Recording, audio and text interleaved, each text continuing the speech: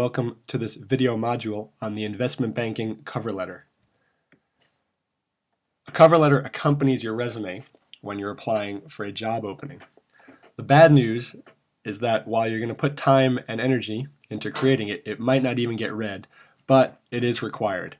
It also won't get you a job, but it can prevent you from getting one, much like your attire, or some people would even say your GPA.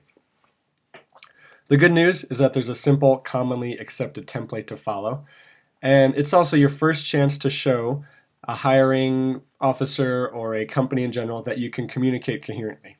It's got a number of key components. Basically, it's not going to be longer than one page. It's going to follow one of a couple of accepted business letter formats, and that's going to include addresses, date, various rules on alignment, a greeting or salutation, and a closing or a valediction.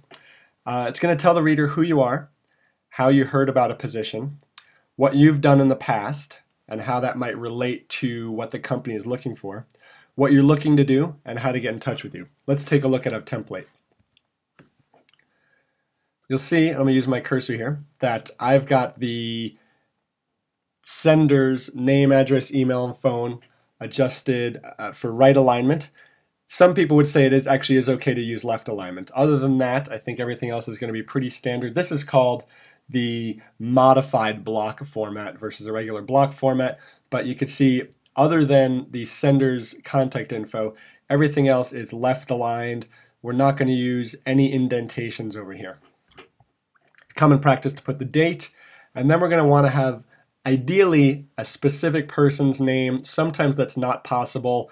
We'll see in some later modules nowadays with some banks allowing candidates to apply online, which they still will have an application, basically some personal info, but as for a resume and cover letter, you may not actually have a person to address it to, so you might just skip down to the company address. And in the case where you don't have an actual person to address, you can say dear sir or madam, just that phrase like that. And then we're going to go into the body of the letter. So an introduction, who you are, what you do now, whether you're a student, whether you're employed, how you heard about this particular bank, and what you're seeking, basically the job. You can say I'm seeking a investment banking analyst position in your New York office in blank group if you want to get really specific. Next paragraph would have something about your background, especially how it relates to the job that you're applying for. And even if you're a student, you could hopefully spin that in a way that makes sense, whether it's your coursework, some volunteer work, an internship, or even just interests that you have. But showing how you maybe gained a certain experience, what you're currently working on, or what you worked on in the past. Next paragraph, you might want to sort of bring together the first paragraph, what the bank is, and your background, and talk about your fit, saying, hey, from this internship, I gained such and such experience. That makes me a great fit for the analyst program. Anyway, you have to be creative. I don't want to give you too many kind of template sentences here. And then finally, you come to a conclusion saying, I look forward to speaking with you. Thank you for your time. My resume is attached. I can be reached at this email address, this phone address.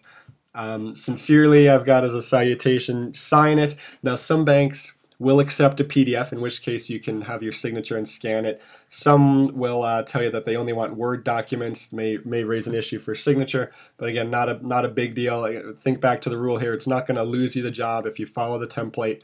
And finally, we're just saying that we've got a resume enclosed. But basically, this may not even get read by a banker. It may get read by someone in the HR department who may just look to make sure that it has the proper visual format.